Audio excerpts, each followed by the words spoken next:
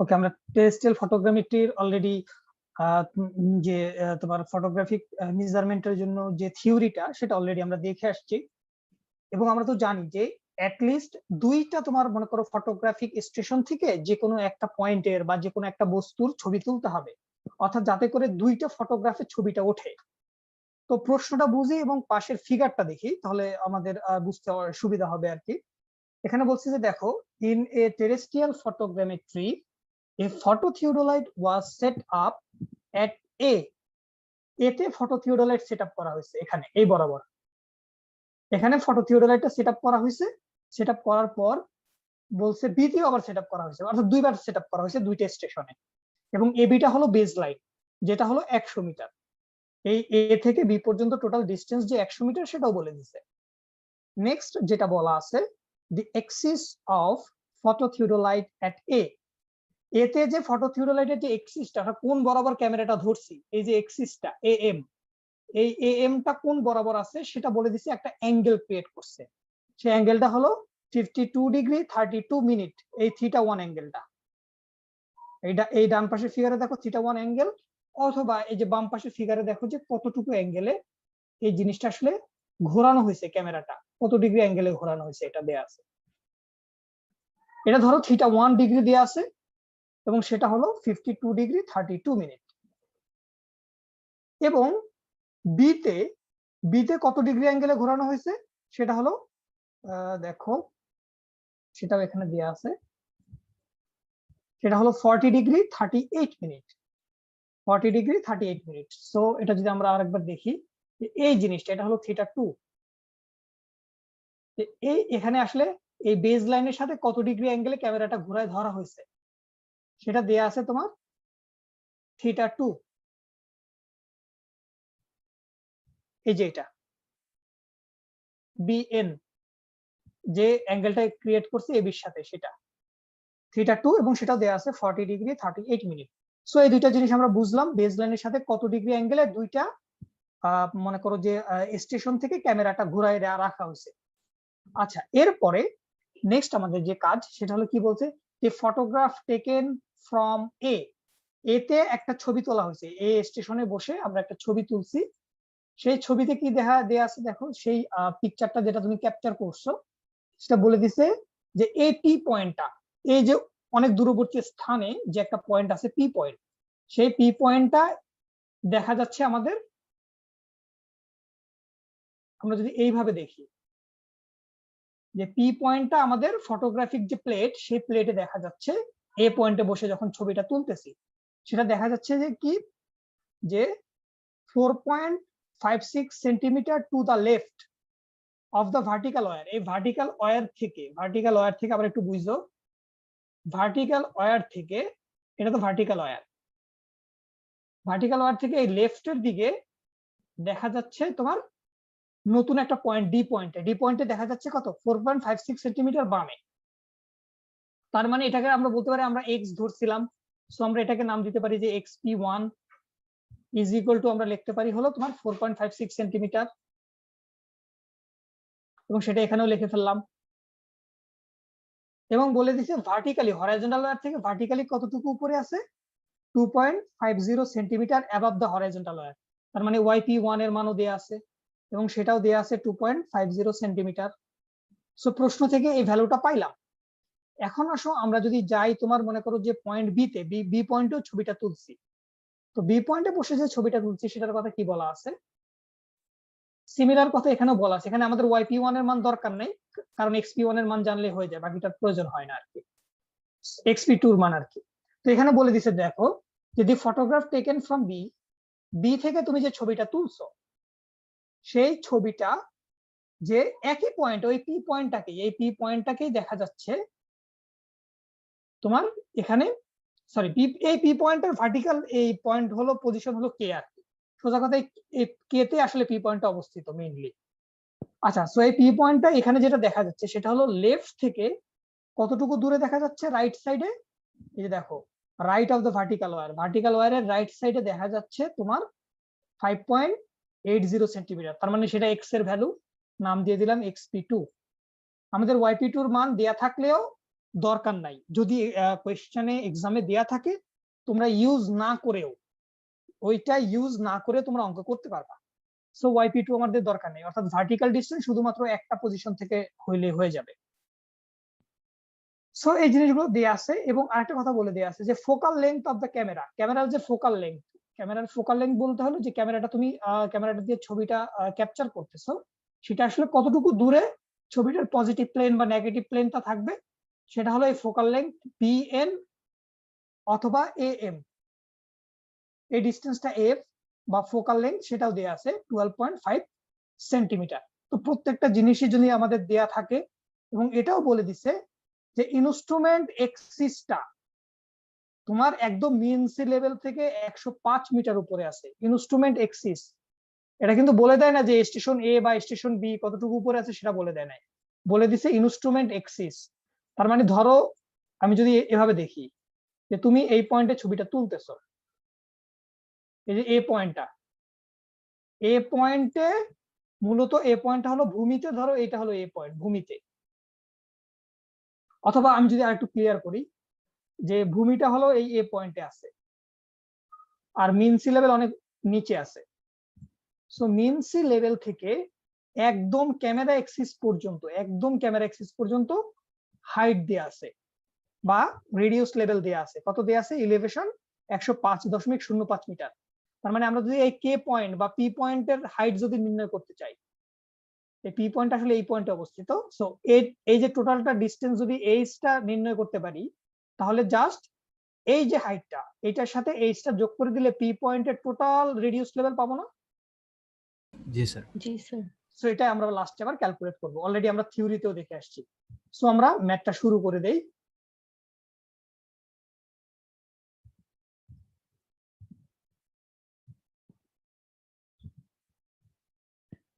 ওকে, আমাদের অঙ্কে কি কি জিনিস দেয়া আছে সেগুলো অলরেডি আমরা বুঝে ফেললাম এবং সেগুলো লিখে ফেললাম। তো আমাকে একটা কথা বলো যে আমরা যদি অ্যাঙ্গেলটা নির্ণয় করতে চাই, কোন angle? PAM angle. Angle PAM, এই পুরো অ্যাঙ্গেলটা যদি আমরা নির্ণয় করতে চাই বা ক্যালকুলেট করে বের করতে চাই, তো সেই ক্ষেত্রে আমরা কি করতে পারি? আমরা যদি মনে করো যে পিএএম অ্যাঙ্গেল বের করব, আমরা একটু ভুল হয়েছে এখানে, পিএএম এই অ্যাঙ্গেলটা বের করব।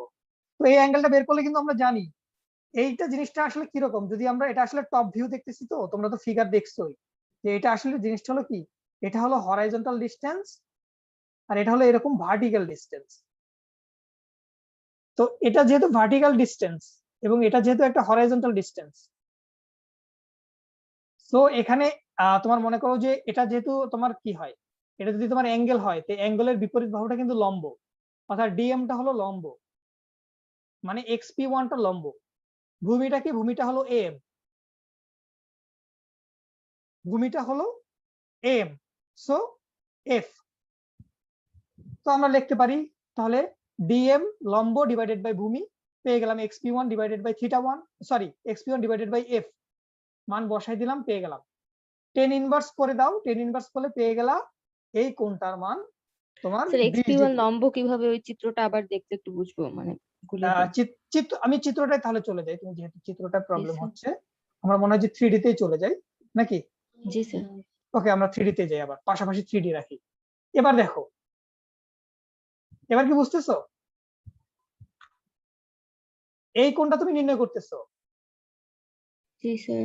তাহলে এটা যে 90 ডিগ্রি, এটা কি এখনো বুঝতেছো না নাকি ঘুরায় দেখাইতে হবে? ঠিক আছে, ঘুরায় দেখাইলাম। এবার বুঝতেছো এটা যে 90 ডিগ্রি? জি স্যার, বুঝতে পেরেছি।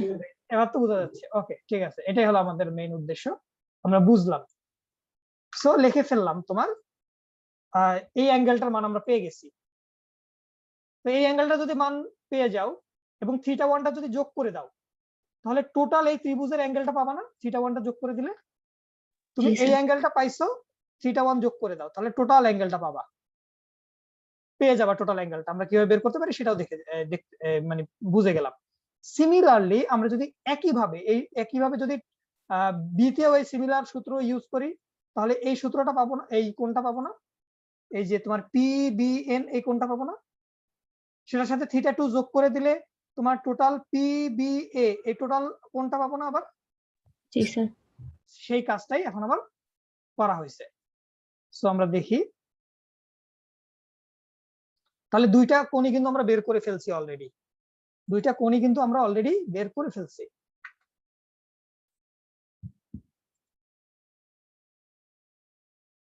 অর্থাৎ আমরা কিন্তু এই কোণটাও বের করলাম, মাত্র এই কোণটাও বের করলাম, দুইটা কোণ বের করলাম। θ1 এবং θ2 যোগ করে দিলে কিন্তু আমরা টোটাল কোণ দুইটা পেয়ে যাব। সো পেয়ে গেলাম এবং আমরা বের করে ফেললাম দুইটা কোণই। ব্যাস, একদম ইজি জিনিস। তার মানে একটু আগে যে কথা বললাম সেটাই, এই কোণটার সাথে θ1 যোগ করো, টোটাল কোণটা পেয়ে যাবা। এই কোণটা বের করছো একটু আগে, θ2 যোগ করো, টোটাল কোণটা পেয়ে যাবা। পেয়ে গেছো। এখন ত্রিভুজের দুইটা কোণ যদি তুমি জানো, আমি যদি ত্রিভুজটা মনে করো, এই টোটাল ত্রিভুজ পি এ এম, এই টোটাল ত্রিভুজটা যদি আমরা নেই, ত্রিভুজের দুইটা কোণ কিন্তু তুমি জানো এবং একটা বাহু জানো। আবারও বলতেছি, তোমার কাছে কি কি নোন? এই অ্যাঙ্গেলটা নোন, এই অ্যাঙ্গেলটা নোন, এবং এবি যেটা 100 মিটার সেটাও নোন, চেন দিয়ে বের করছো। ওকে, এখন তাহলে আমরা কি করতে পারি? আমরা যদি মনে করো যে এপিপিটা কি বের করতে পারবো না? এই অপর কোণটা, ত্রিভুজের তিন কোণের তোমার মনে করো যে যদি অ্যাড করে দাও, যোগ করে দাও 180 ডিগ্রি, সো 180 ডিগ্রি থেকে বাকি দুইটা কোণ মাইনাস করে দাও, মাইনাস করে দিলে অপর কোণটা পেয়ে যাবা। অপর কোণটা কত পাইছো? এই কোণটা পাইছো হলো 41 ডিগ্রির মতো, 41 ডিগ্রি 53 মিনিটের মতো তুমি পেয়ে গেছো। সো সবগুলো কোণ জানি এখন ত্রিভুজের, সবগুলো কোণ জানি, একটা বাহু জানি। তাহলে এখন আমরা সাইনের রুল যদি অ্যাপ্লাই করি, সাইনের রুল যদি আমরা অ্যাপ্লাই করি, তাহলে বাহু, বাকি যে দুইটা বাহু আছে সেই দুইটা বাহু আমরা ক্যালকুলেট করতে পারবো। সো সাইনের রুলটা কি তোমাদের মনে আছে? Sir half AB sine C, sine না সি। না, এরকম না, হাফ এবির ওরকম না। সেটা হলো, দেখো, যে কোনো বাহুর মনে করো যে যে কোনো বাহুর মনে করো বিপরীত কোণের যে সাইন, সেই সাইন গুলোর অনুপাত সেম হয়। মানে কি, আমি যদি একটু সহজভাবে বুঝাই, ধরো কোণ এ, এই কোণ এর বিপরীত বাহু কোনটা? এবি না, সরি এপি না, sorry BP, sir BP. BP. So এই বিপি এবং কোণ ধরো, আরেকটা কোণ ধরলাম, কোণ ধরো বি, বি কোণের বিপরীত বাহু কোনটা? এপি।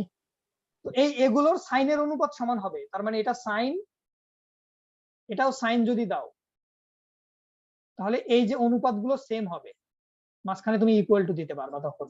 এটা হলো সাইনের রুল। তাহলে আমরা এই জিনিসটা লিখতে পারি কিনা, যে এইটা কিভাবে আসছে একটু দেখি আমরা। তাহলে এখানে এই যে দেখতে পারি যে এপি বাহু ডিভাইডেড বাই বিপি বাহু ইজ ইকুয়াল টু হবে, এপি বাহুর বিপরীত কোণ হলো বি কোণ, সাইন বি, টোটাল কোণটা আর কি, ডিভাইডেড বাই বিপি বাহুর বিপরীত কোণ কোনটা? সাইন এ না? জি স্যার। তো সেটাই তো এখানে লেখা, দেখো না।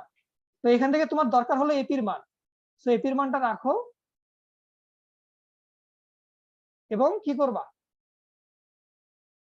স্যার ওরা এখানে এবি দিয়ে কেন গুণ করলো? কোনটা? মানে এবি আসলো কোত্থেকে?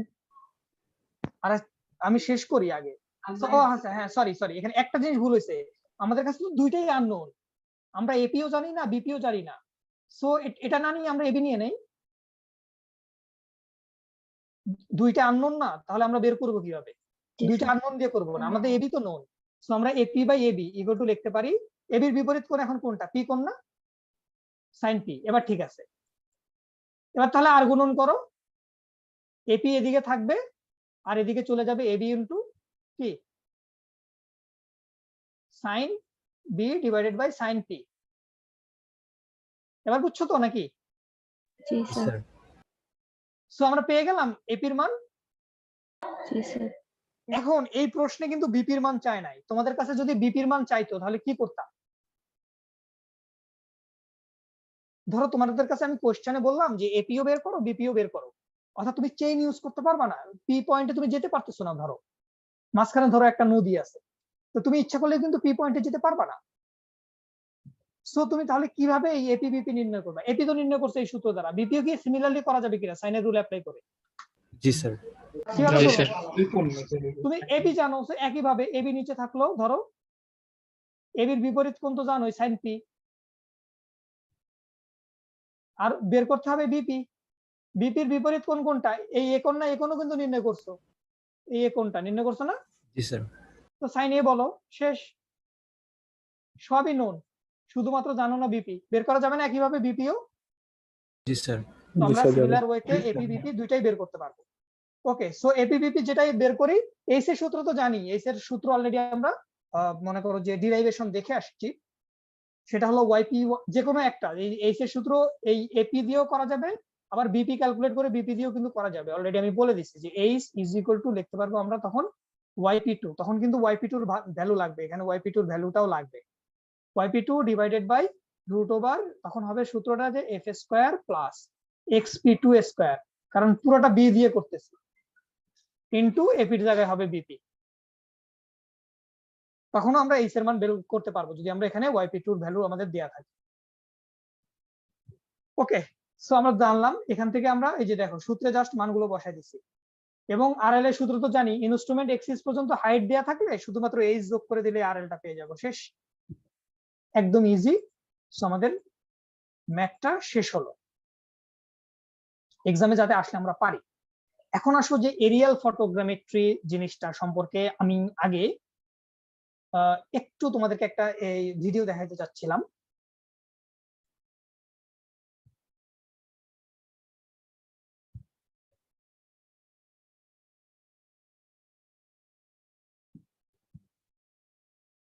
আচ্ছা ঠিক আছে, আমরা দেখি তাহলে রেকর্ডিংটা।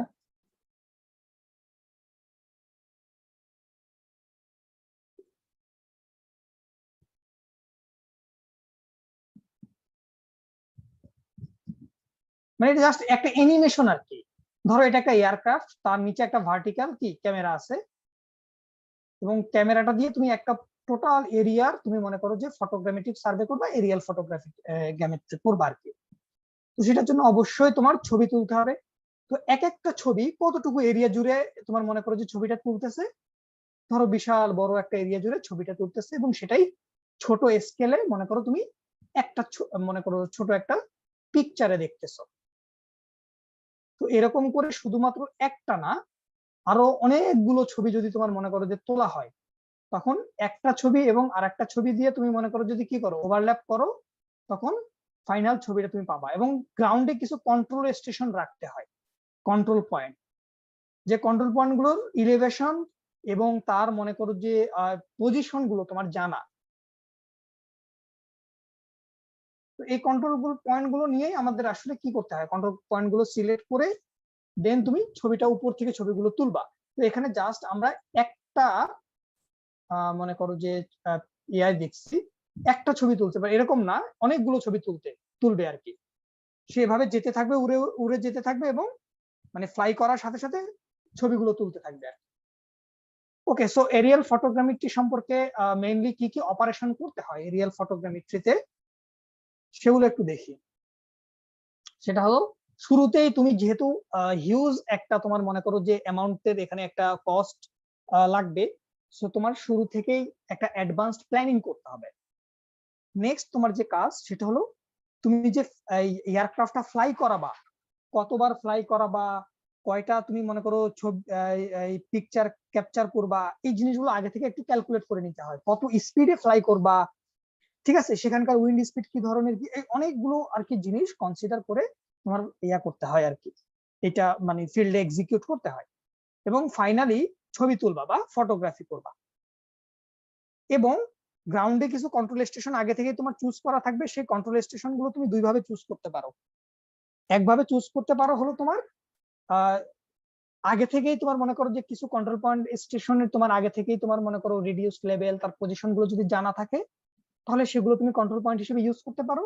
আদারওয়াইজ গ্রাউন্ড ফটোগ্রামেট্রি বা টেরেস্ট্রিয়াল ফটোগ্রামেট্রি করে কিছু কন্ট্রোল পয়েন্ট তুমি আগে থেকে সিলেক্ট করে নিতে পারো।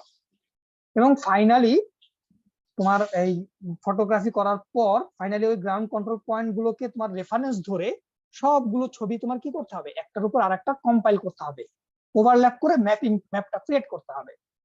তো প্রথম যেটা আছে অ্যাডভান্স প্ল্যানিং এর ভিতরে কি বলছে যে এটা অনেক এক্সপেন্সিভ একটা জব, যার কারণে শুরুতেই একটা মানে গুরুত্ব দিয়ে তোমার প্ল্যানিংটা করতে হবে, এবং ডিরেকশন কোথায় থাকবে, তুমি একটা এরিয়া জুড়ে, ধরো এই এরিয়াটা জুড়ে তুমি সার্ভে করবা, অনেক উপর থেকে এই যে তোমার মনে করো যে এয়ারক্রাফটটা যে ফ্লাই করবে তার স্পিড কত হবে সেটা তোমার নির্ণয় করতে হবে আগে থেকেই, যাতে করে তোমার ইকোনমিটা অবজার্ভ হয়। যত স্পিডে যাবে তত মনে করো যে এরিয়া বেশি কভার হয়ে যাবে তার ছবি তোলার সাথে সাথে। এখন মনে করো এই ডিরেকশনে কয়টা তোমার মনে করো যে ক্যাপচার করবে পিকচার, কতটুকু পিকচার ওভারল্যাপ হবে, লঙ্গিচুডিনাল ওভারল্যাপ কতটুকু হবে, এরপরে মনে করো যে আবার ঘুরে যখন এদিক দিয়ে আবার আসবে, যখন আবার ছবি তুলবে তখন সাইড ওভারল্যাপ বা সাইড ল্যাপ কতটুকু হবে প্রত্যেকটা ছবির, এই জিনিসগুলো আগে থেকে তোমার প্ল্যানিং করতে হয়। নেক্সট যে কাজ সেটা হলো ফ্লাই করবা। এই যে ফ্লাই করার ভিতরে বলছে যে during taking photographs it is of utmost importance that the aircraft should fly at a uniform speed, তার মানে স্পিডটা ইউনিফর্ম থাকতে হবে এবং স্ট্রেট লাইন বা স্ট্রেট ডিরেকশন বরাবর একটা কনস্ট্যান্ট হাইটে, তোমার ভূমি থেকে যেখানকার ছবিটা তুলবা তার থেকে একটা কনস্ট্যান্ট হাইটে তোমার ছবিগুলো সে তুলতে থাকবে।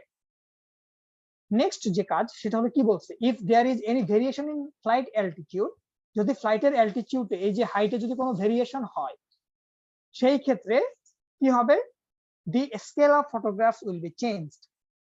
এই স্কেলটা অর্থাৎ গ্রাউন্ডে যে এরিয়াটা কভার করবে, ছবি তো অনেক ছোট, সেই ছবিতে সেম এরিয়া কিন্তু কভার করে না।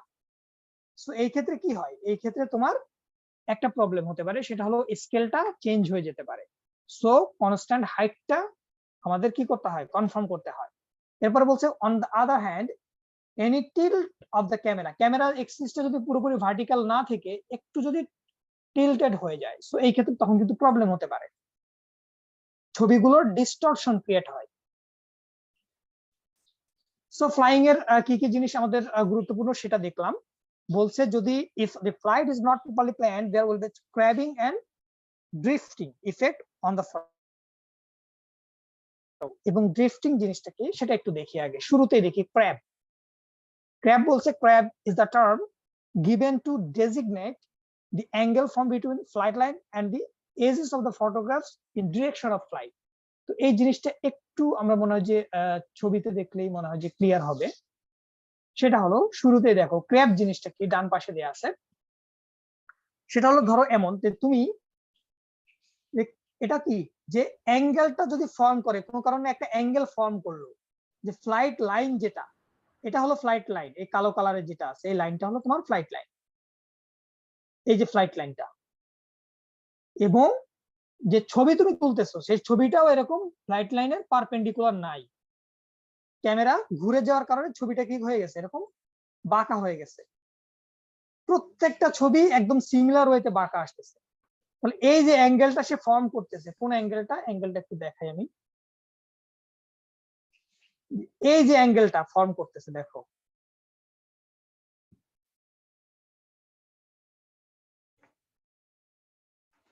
আমরা কি বুঝতেছি প্রত্যেকটা এই ছবি কিন্তু একটা সিমিলার অ্যাঙ্গেল ফর্ম করতেছে না, তোমরা কি দেখতেছো? তো এই সিমিলার অ্যাঙ্গেলটা ফর্ম করতেছে, এই অ্যাঙ্গেলটাকে বলা হয় ক্র্যাবিং বা ক্র্যাব অ্যাঙ্গেল, সোজা কথা। সো এই যে ক্র্যাব অ্যাঙ্গেলটা ক্রিয়েট হচ্ছে সেটা ধরো মনে করো 10 ডিগ্রি 5 ডিগ্রি এরকম একটা ক্র্যাব অ্যাঙ্গেল ক্রিয়েট হতে পারে, এটা একটা মনে করো প্রপারলি প্ল্যানিং এর অভাবের কারণে হতে পারে। নেক্সট যে প্রবলেমটা হতে পারে সেটা হলো তোমার ড্রিফটিং হতে পারে। ড্রিফটিং কি, তোমার যাওয়ার কথা ছিল এই লাইনে, একদম স্ট্রেট এই লাইন বরাবর যাওয়ার কথা ছিল, তোমার উইন্ডের কারণে বা যে কোনো কারণে তুমি ফ্লাইটের ডিরেকশনটাই চেঞ্জ করে ফেলতেছো। ফ্লাইটের ডিরেকশন চেঞ্জ হয়ে যাওয়ার কারণে যেটা হওয়ার কথা ছিল, ইন্টেন্ডেড যে লাইনটা হওয়ার কথা ছিল এবং অ্যাকচুয়াল যে লাইনটা হয়েছে, এই দুইটা লাইনের মধ্যবর্তী যে অ্যাঙ্গেলটা ক্রিয়েট হয় সেই অ্যাঙ্গেলটাকে বলা হয় ড্রিফটিং। তো এটাই হলো তোমার ড্রিফট অ্যাঙ্গেল, এই অ্যাঙ্গেলটাই ড্রিফট অ্যাঙ্গেল। সো এই দুই ধরনের প্রবলেম কিন্তু হতে পারে। এখন আসো ফটোগ্রাফির কাজ। ফটোগ্রাফির কথা বলে দিচ্ছে যে ফটোগ্রাফ যেগুলো মানে এটা করা হয় সেটা হলো টাইমার দিয়ে দেওয়া হয়। টাইমার মানে কি, মানে হলো এত সেকেন্ড পর পর তোমার ছবিটা তুলবে, পিকচারটা তুলবে ক্যামেরাটা automatically. So special precise camera লাগবে, এরিয়াল ক্যামেরা, এবং কি লাগবে যে তোমার মনে করো অবশ্যই এক একটা ছবির সাথে আরেকটা ছবির কি থাকবে, ওভারল্যাপ থাকতে হবে। ওভারল্যাপ গুলো তোমার মনে করো যে আমি বলতেছি একটু পরে, এর আগে বলি যে তোমার ছবিটা যেটা তুলবে, আমরা তো জানি যদি ক্যামেরা অ্যাক্সিসটা পুরোপুরি ভার্টিক্যাল থাকে সেটাকে বলা হয় তোমার ভার্টিক্যাল ফটোগ্রাফ। তার মানে তুমি যে ছবিটা এখানে পাবা সেই ছবিটা একদম ভূমির সাথে তোমার যে পিকচারটা তুমি পাবা আর কি, আমি একটু বাঁকা করে আঁকি, যে ছবিটা তুমি পাচ্ছ সেই ছবিটা মোটামুটি ভূমির সাথে এরকম কি থাকবে, তোমার প্যারালালি থাকবে, এবং মানে ভূমির সাথে সোজা কথা পারপেন্ডিকুলার থাকবে, সোজা মানে সোজাভাবে বলতে গেলে আর কি। আর যদি এমন হয় যে অবলিক অ্যাঙ্গেলে তুমি ছবিটা তুলতেছো, তাহলে তুমি আসলে অ্যাকচুয়ালি তুমি ছবি তুলতেছো এই এতটুকু এরিয়া,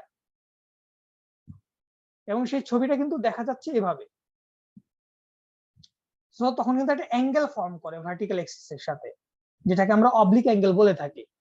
এবং ফটোর যে সাইজটা সেটা ক্যামেরার উপর ভিত্তি করে ফটো সাইজ তোমার এরকম হতে পারে যে দুইটাই মনে করো যে 14 inch by 14 inch, 18 inch by 18 inch, 20 inch by 20 inch, এরকম মনে করো যে ফটোর সাইজ হতে পারে। নেক্সট আমরা যেটা দেখবো সেটা হলো গ্রাউন্ড কন্ট্রোল। বলে দিছি in order to produce A accurate map, যদি তুমি যখন ওভারল্যাপ করবা একটা ছবির উপরে আরেকটা ছবি যখন ওভারল্যাপিং করবা, তখন তোমার অ্যাকুরেটলি তোমার ম্যাপটা ক্রিয়েট করতে চাইলে কিছু গ্রাউন্ড কন্ট্রোল স্টেশন থাকতে হয়। সো এই গ্রাউন্ড কন্ট্রোল স্টেশনটা কি, যেটার পজিশন তুমি জানো, নোন কন্ট্রোল পয়েন্ট, যেসব এরিয়া থাকবে সেই এরিয়ার কিছু পয়েন্টের তুমি পজিশন গুলো জানো, হরাইজন্টাল পজিশন, ভার্টিক্যাল পজিশন সবই জানো। অর্থাৎ তার মনে করো রেডিউস লেভেল বা সে কতটুকু দূরে আছে সেই পজিশন গুলো তুমি জানো, একটা আরেকটা থেকে কতটুকু দূরে আছে সেটাও তুমি জানো। তাহলে সেটা যখন তুমি প্লট করবা তখন যাতে ওই পয়েন্ট গুলো খুঁজে বের করে সেই পয়েন্ট গুলোর ডিস্টেন্সও যাতে ওই ফিল্ডের সাথে মিলে যায় সেদিকেও আমাদের খেয়াল রাখতে হবে স্কেলিং করার পর। ওকে, নেক্সট যেটা কাজ সেটা হলো আমরা কম্পাইলেশন করব। তো কম্পাইলেশনের জন্য আমাদের অবশ্যই কি কি ইকুইপমেন্ট লাগবে, সরি কম্পাইলেশন করব যেটা, কম্পাইলেশনের জন্য আমাদের কি করতে হয়, যে কম্পাইলেশন যখন করব তখন দুই ভাবে তোমার ওভারল্যাপিং করতে হয়। একটাকে বলা হয় তোমার, ধরো এটা একটা মনে করো যে তোমার এরিয়াল লঙ্গিচুডিনাল ডিরেকশন, তুমি যে এরিয়াটা মনে করো যে ইয়া করতেছো, ধরো একটা এরিয়া তুমি ফটোগ্রামেট্রি করতেছো, এরিয়াল ফটোগ্রামেট্রি এই এরিয়াটা। তো ধরো তুমি এই লাইন বরাবর ছবি তুলতেছো, আমরা টপ ভিউ দেখতেছি। তো প্রথমে একটা ছবি তুললা এবং তুমি ধরে নিছো যে এটা হলো তোমার এরিয়াল লঙ্গিচুডিনাল ডিরেকশন, ধরো এল ধরে নিছো। আর এই এরিয়া তোমার মনে করো এইদিকে ডিরেকশনটাকে উইথ ডাব্লিউ ধরে নিছো। তাহলে একইভাবে ফটো যেটা তুলছো সেই ফটোরও মনে করো যে এদিকে হলো তোমার লেন্থ ধরে নিছো, এদিকে ধরে নিছো উইথ।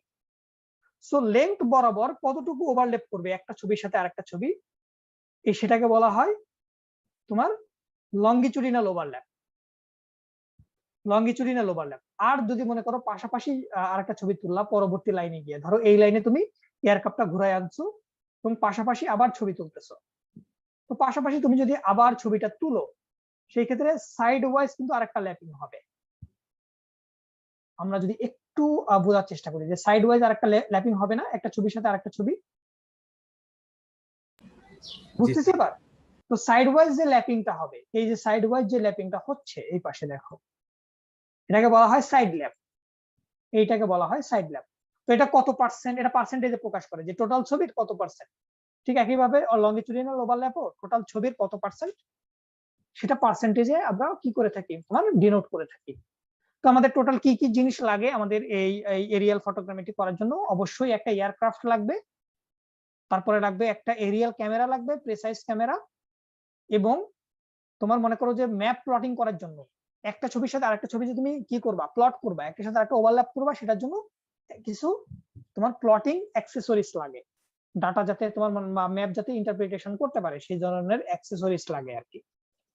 আচ্ছা, তো এরিয়াল ক্যামেরা যেটা দরকার হয় সেই এরিয়াল ক্যামেরাটা অবশ্যই ফাস্ট লেন্স হতে হবে, খুব দ্রুত পিকচার তুলতে পারবে এরকম, এবং অবশ্যই হাই স্পিড থাকতে হবে, এফিশিয়েন্ট কি থাকতে হবে, তার শাটার স্পিডটা এফিশিয়েন্ট হতে হবে সোজা কথা।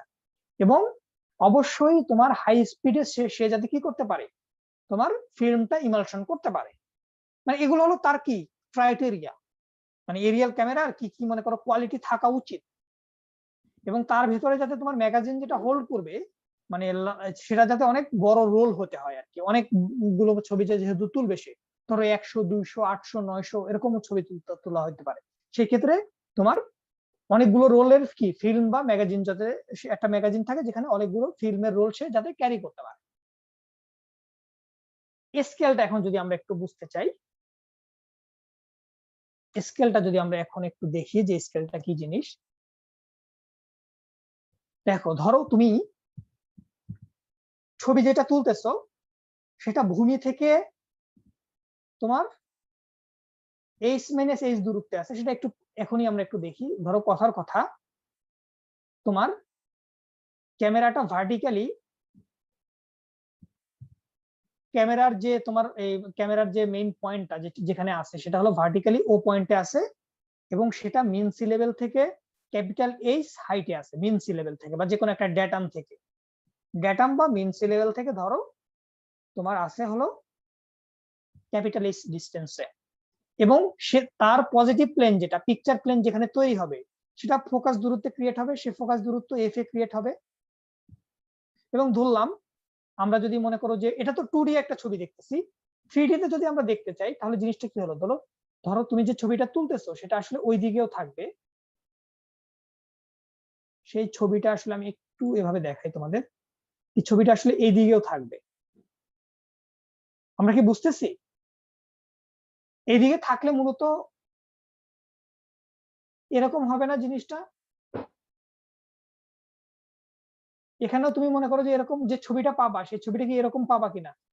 স্যার বুঝিনি, জি স্যার। স্যার বুঝিনি। বুঝো নাই কথা? আচ্ছা, না বুঝলে কথার কথা দেখো, এই যে তোমার মনে করো গ্রাউন্ডে এই একটা এরিয়ার ছবিটা তুমি এরিয়াল ক্যামেরা দিয়ে তুলতেছো, তো এরিয়াল ক্যামেরায় এই ছবিটা কি এত বড় দেখা যাবে না এরকম ছোট দেখা যাবে? ছোট স্যার। ছোট দেখা যাবে স্যার। এবার বুঝতেছো? জি স্যার। এবার এটা মুছে দিলাম, এবার দেখো বুঝো কিনা। তো এটার একটা সাইড ভিউ জাস্ট দেখতেছি আমরা, জাস্ট একটা সাইড ভিউ, একটা সাইডের ভিউটা দেখতেছি যে এভাবে আর কি।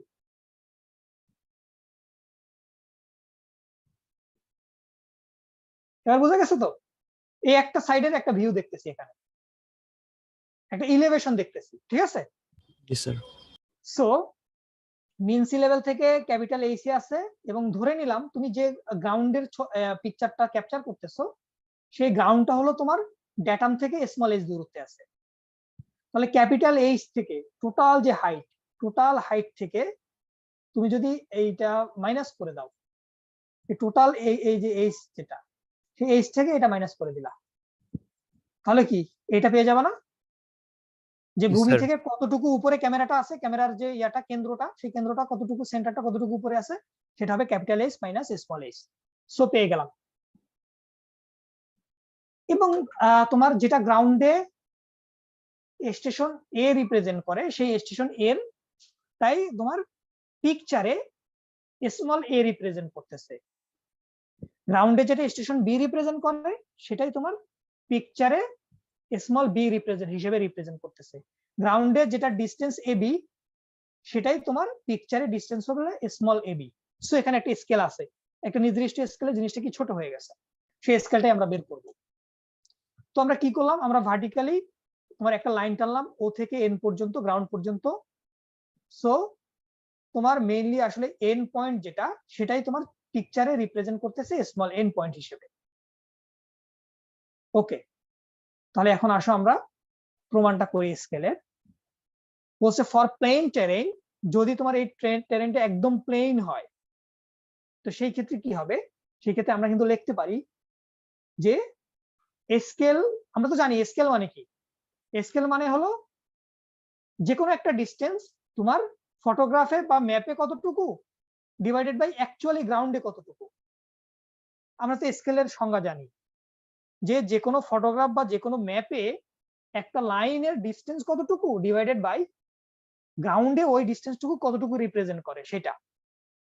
সো আমাকে এখানে একটা কথা বলো যে আমরা এই জিনিসটা কি লিখতে পারি কিনা নেক্সটে, সেটা হলো তোমার ছবিতে যে ডিস্টেন্সটা স্মল এ বি অর্থাৎ এ থেকে বি সেটাই রিপ্রেজেন্ট করতেছে না গ্রাউন্ডের ক্যাপিটাল এ বি? জি স্যার। ওকে, আবার এই পুরোটা কিন্তু একটা সিমিলার ট্রায়াঙ্গেল। আমরা যদি এই জিনিসটা যদি আলাদা করি, যে এই জিনিসটা কিন্তু একটা সিমিলার ট্রায়াঙ্গেল। এই যে ও এ বি এবং টোটালটা ও ক্যাপিটাল এ বি, এটা সিমিলার ট্রায়াঙ্গেল। সিমিলার ট্রায়াঙ্গেলের বাহুগুলোর অনুপাত সেম হয়। সো বাহুগুলোর অনুপাত যদি সেম হয়, সেহেতু আমরা লিখতে পারি যে AB divided by AB is equal to, আমরা যেটা লিখতে পারি, কি লিখতে পারি আমরা, সেটা হবে কি, যে O N divided by O N. So O N divided by O N লিখতে পারি। এখন আসলে এবি কে কি লেখা যায়? এবি কে লেখা যায়, যেহেতু এটা middle point, so middle point হলে, ভার্টিক্যালি হলে এটা মিডল পয়েন্ট হবে। সো মিডল পয়েন্ট হলে আমরা এখানে লিখতে পারি 2an, এই এবিটাকে লিখতে পারি 2an। ঠিক একইভাবে গ্রাউন্ডের এই এবি কে লিখতে পারি 2an, 2 capital an। So finally আমাদের সূত্রটা তাহলে কি হলো? সূত্রটা হলো যে ও এন যেটা, এই ও এনটা কিন্তু ফোকাল ডিস্টেন্স এফ না, এবং ও এন যেটা সেটা কি এইচ মাইনাস এইচ না। जी सर। সো আমরা কিন্তু সূত্র পেয়ে গেছি, এই সূত্রটা আমরা পেয়ে গেছি যে এন বাই এন, এই যে ইয়াটা স্কেলটা হবে এন বাই এন। সো স্কেলটা আমরা পেয়ে গেলাম, সেটা হবে F divided by H minus H. So এই প্রমাণটা এখানে দেয়া আছে, একদম সিম্পল একটা প্রমাণ। এখন আসলে গ্রাউন্ড যদি হরাইজন্টাল না হয়, ধরো হরাইজন্টাল না হলে কি করবা? এরকম যদি উঁচু নিচু হয়, গ্রাউন্ড ঠিক নাই, তখন কি করতে হবে? তখন এভারেজ নিতে হবে। যে স্কেল যেটা পাবো সেই স্কেলটা হবে এভারেজ স্কেল, ওই জন্য বার দিছে, একটা চিহ্ন দিছে যে বার, স্কেলটা এভারেজ স্কেল পাবো। এবং তখন ফোকাল ডিস্টেন্স তো ফিক্সড, মিন সি লেভেল থেকে তোমার ক্যামেরা অ্যাক্সিস কতটুকু উপরে আছে সেটাও ফিক্সড, এটাও ফিক্সড, এটাও ফিক্সড। তাহলে চেঞ্জ হবে কি? চেঞ্জ হবে এই এইচটা, এইচ এখানে এক ধরনের, এখানে আরেক ধরনের, এখানে আরেক ধরনের, এই যতগুলো এইচ থাকবে সবগুলো এইচ যোগ করে এভারেজ করে ফেলবো, সেই এভারেজ এইচটা এখানে বসাবো, তাহলে এভারেজ স্কেল পাবো। সো আমরা যদি মনে করো যে এটা নিয়ে মনে করো যে অঙ্ক দেখি, তাহলে জিনিসটা আরেকটু ক্লিয়ার হয়ে যাবে আমাদের কাছে। সো ম্যাথটা একটু আমরা দেখি, কোশ্চেনটা কি বলছে দেখো, যে a vertical photograph was taken at an altitude of 1000 metre above mean sea level. তার মানে মিন সি লেভেল থেকে ছবি যেটা তোলা হয়েছে সেটা আছে তোমার 1000 মিটার উপরে। তার মানে এটা হলো ক্যাপিটাল এইচ এর মান, ক্যাপিটাল এইচ এর মান দেয়া আছে 1000 মিটার। নেক্সট যেটা দেয়া আছে, যে determine the scale of vertical photograph, vertical ফটোগ্রাফের স্কেল এসটা তোমার নির্ণয় করতে হবে। যদি গ্রাউন্ডটা হলো স্মল এইচ এর মান দেয়া আছে, গ্রাউন্ডটা হলো মিন সি লেভেল থেকে এইচ দূরত্বে আছে, 100 মিটার দূরত্বে আছে, সেটাও বলে দিচ্ছে। এবং ফোকাল লেন্থ এফ এর মানও বলে দিচ্ছে 15 সেন্টিমিটার। তাহলে তো সূত্র জানোই, সূত্র বসায় দাও। সূত্র যদি আমরা বসাই, সূত্রে জানি scale S equal to F divided by H minus H. So বসাইলাম, তার মানে আমরা স্কেল পাইলাম যে 1 centimetre is equal to 60 metre. আমরা তো জানি যে স্কেলিংটা ফ্র্যাকশনেও প্রকাশ করা যায়, এভাবে প্রকাশ না করে আমরা কিন্তু ফ্র্যাকশনেও প্রকাশ করতে পারি। কিভাবে ফ্র্যাকশনে প্রকাশ করতে পারি? সেটা হলো জাস্ট কি, রিপ্রেজেন্টেটিভ ফ্র্যাকশন মানে কি, ইউনিটটা সেম রাখবা, উপরে সেন্টিমিটার আছে নিচেও সেন্টিমিটার নিয়ে গেলা, সো তখন তোমরা ফ্র্যাকশনে বলতে পারবা 1:, তোমরা তখন এটাকে বলতে পারবা যে 1:, স্কেলিং এস হলো 1:, কত 6000 বলে দিলা, শেষ। সো দুই ভাবে আমরা কিন্তু প্রকাশ করতে পারি স্কেলটা। সো আমরা ছোট একটা অঙ্ক দেখলাম। এখন যেটা আসো, যদি এমন হয় যে তোমার, আমরা একটু শেষ করি, এটা শেষ হলে মোটামুটি শেষ হয়ে যাবে, যে an aerial camera having a focal length of 20 metre, focal length F দিয়ে আছে, ভার্টিক্যাল ফটোগ্রাফ তোলা হয়েছে দুইটা পজিশন থেকে। একটা পজিশনের স্মল এইচ হলো 200, মানে হলো মিন সি লেভেল থেকে ভূমিটা 200 মিটার উপরে আছে, আর একটা হলো 300 মিটার উপরে আছে। সো দুইটার এভারেজ করবা, যেহেতু আমাদের এখানে কি টেরেনটা এরকম, একটাতে তোমার 300 মিটার উপরে আছে স্মল এইচ, আরেকটাতে আছে কত 200 মিটার উপরে আছে মিন সি লেভেল থেকে আর কি। সো এই দুইটার এভারেজ করে ফেলবা, তাহলে এভারেজ এইচ পেয়ে গেলাম। এবং স্কেল বলে দিছে, এভারেজ স্কেল ফ্র্যাকশনে বলে দিছে 1:, কত 10,000 বলে দিছে। তাহলে বলে দিছে যে তাহলে ক্যাপিটাল এইচ কত, কতটুকু উপরে আসলে এয়ারক্রাফটটা উঠতেছে। সো সূত্রে বসায় দাও, একই সূত্র, জাস্ট কি আসবে এভারেজটা আসবে, সো সূত্রে বসায় দাও পেয়ে যাবা, একদম সোজা জিনিস। এখানে দেখো প্রত্যেকটা জিনিসই নোন, শুধুমাত্র এইচ বাদে বাকি প্রত্যেকটাই নোন। সো প্রত্যেকটার মান বসায় দাও, ইজিলি পেয়ে যাবা। এখন আসো এখানে এই স্কেলটা যদি এরকম ফ্র্যাকশনে না দেয়া থাকে তখন কিন্তু ফ্র্যাকশনে করে নিবা। এক্সামে এই জিনিসটা আসলো যে 1 সেন্টিমিটার ইকুয়াল টু যদি এরকম আসে যে তোমার মনে করো ধরো 100 মিটার আসলো, তখন কিন্তু এটাকে ফ্র্যাকশনে নিয়ে নিবা যে স্কেল এস ইকুয়াল টু তাহলে 1/100 মিটারকেও আবার সেন্টিমিটারে নিয়ে যাবা, আরো 100 দ্বারা কি করতে হবে গুণ করতে হবে, তখন কিন্তু এই যে 10,000 চলে আসবে 1/10,000। বুঝা গেছে তো অঙ্ক যে চেঞ্জ আসলে আমরা পারবো তো নাকি? जी सर। ওকে, সো এই দুই ধরনের চেঞ্জ কিন্তু আসতে পারে। স্কেলটা সরাসরি ফ্র্যাকশনে না দেওয়া থাকলে আমরা ফ্র্যাকশনে কনভার্ট করে নিব, দেন সূত্রে বসাবো, তাহলে ইজিলি ম্যাথটা করতে পারবো। সো তোমাদের আজকে ক্লাস এই পর্যন্তই থাকবে।